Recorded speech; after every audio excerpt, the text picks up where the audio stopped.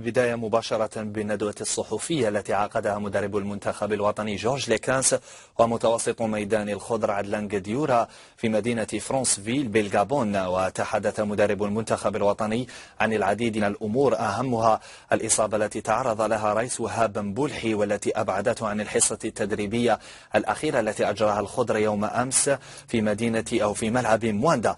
ليكانس أكد بأن مبولحي قد يغيب بنسبة كبيرة عن لقاء تونس بسبب هذه الإصابة، ويتواجد الحارس عسلة في جاهزية تامة لخلافته في حال ما إذا قرر الطاقم الطبي عدم المغامرة بحارس المنتخب الوطني المتألق في المباراة الأولى أمام المنتخب الزيمبابوي. كما تحدث كذلك جورج ليكانس عن إصابة هلال العربي السوداني، وأكد بأن اللاعب مثل ما أكدنا في أوقات سابقة عبر قناة الهداف سيغيب رسميا عن المباراة المقبلة للمنتخب الجزائري يوم غد بحول الله بداية من الساعة 5 مساء أمام المنتخب التونسي. وأكد بأن اللاعب السوداني لا زال يشعر بالآلام وأن إصابته معقدة ويتم تجهيزه حاليا للحاق بالمباراة الثالثة أمام المنتخب السنغالي. وعاد كذلك جورج ليكانس للمباراة التي ستجمع المنتخب الوطني بنظيره التونسي، وقال بأنها مباراة خاصة جدا، لكن الخضر سيسعون إلى تحقيق الفوز في هذه المباراة.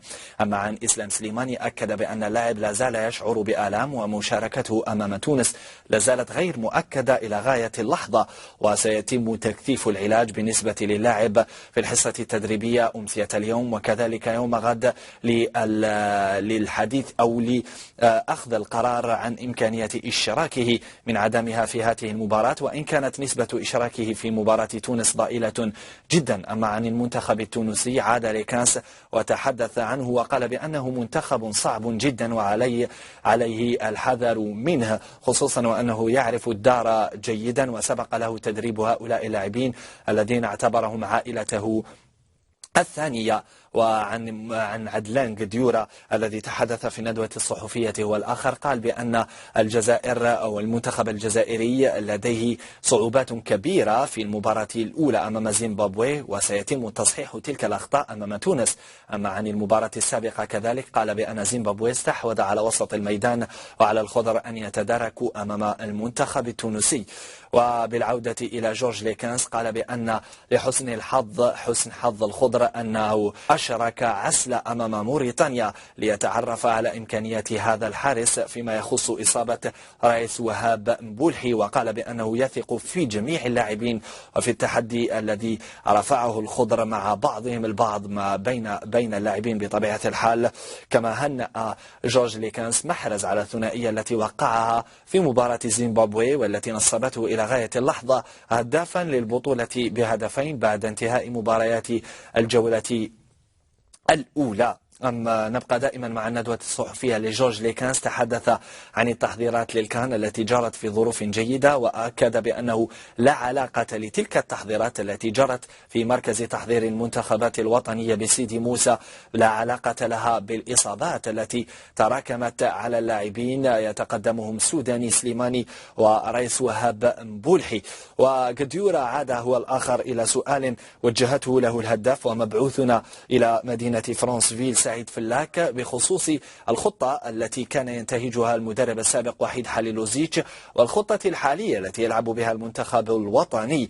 وأكد بأن حليلوزيتش صحيح أنه كان اللاعبون يدافعون معه كتلة واحدة، لكن أكد جديورا بأنه لا يجب النسيان أن ليكانس التحق بالتشكيلة مؤخرا ولا يمكن الحكم على عمله مع المنتخب الوطني. وتحدث جديورا كذلك عن مرور الوقت الذي سيعدل فيه ليكانس كل النقاط السلبية في المنتخب، وسيكون ذلك بعد الكان ومع مرور الوقت في هذه المباريات.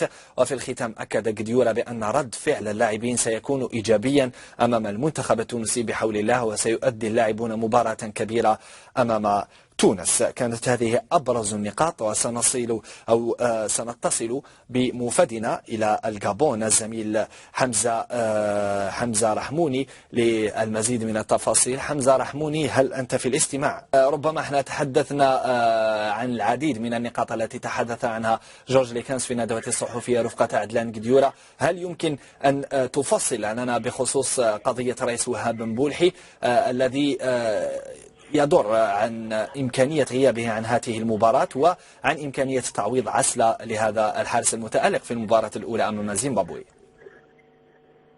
نعم فعلا كمال، مثل ما ذكرته النخب الوطني أكد على إمكانية كبيرة لإقحام الحارس الثاني مالك عسلة في مكان عرايس مبولحي الذي يعاني من إصابة. في حصة البارحة كان توقف عن التدريبات وتوجه للعلاج وفق الطاقم الطبي للمنتخب الوطني. إمكانية إشارة عرايس مبولحي في المباراة تبدو ضئيلة جدا، ولكن لو نشاهد مبولحي اساسي ما نتفاجئش، لانه حسب اخر الاخبار هو يريد المشاركه في المباراه، يعني من اجل اعطاء الاضافه اللازمه للمنتخب الوطني مثل ما اعطاها في مباراه زيمبابوي. واضح. حمزة، ماذا عن إصابة سليماني الذي تدرب يوم أمس مع التشكيلة لكن على انفراد بطبيعة الحال، وبخصوص تصريحات جورج ليكانس عنه بأن مشاركته ستكون صعبة في هذه المباراة؟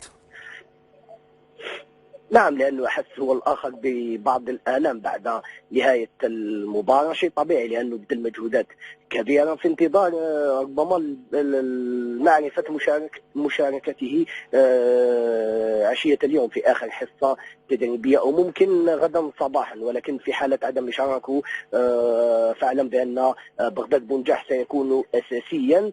ولكن رغم هذا يعني مشاركة سليماني ماهيش ضئيلة مقارنة بعرايس وهاب مبولحي.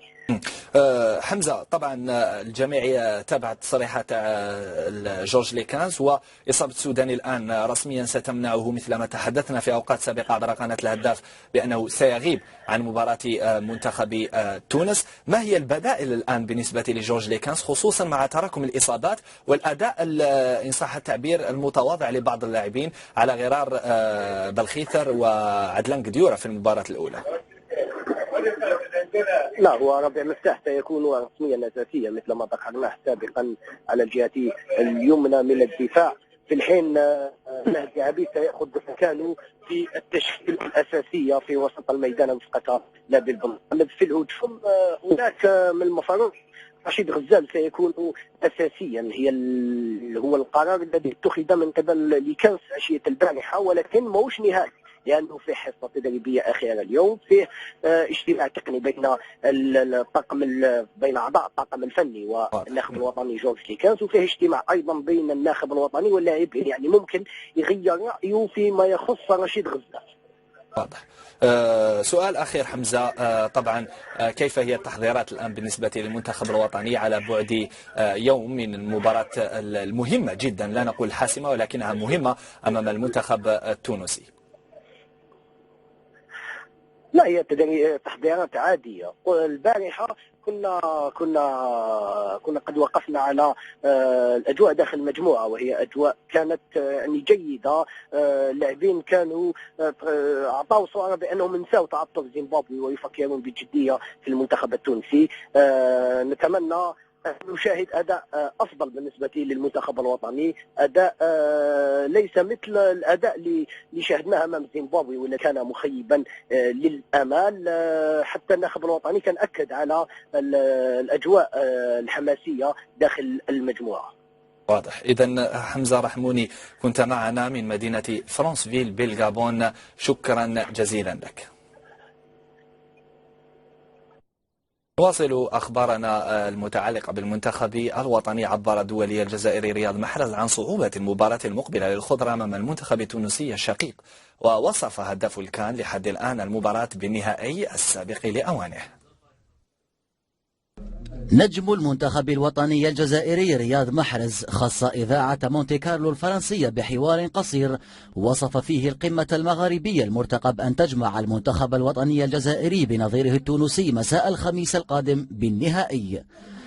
من جهته توعد مهاجم الخضر بغداد بونجاح زملائه السابقين في نادي النجم الساحلي التونسي عبر تغريدة نشرها عبر حسابه الشخصي في تويتر، يؤكد فيها إنه لن يدخر أي جهد لهز شباك نسور قرطاج، وقال: أنتم إخوتي لكني سأسجل في مرماكم من أجل إسعاد الشعب الجزائري. نبقى دائما مع محرز. أشاد الدولية السنغالية السابق الحاج ديوف كثيرا بالدولية الجزائري رياض محرز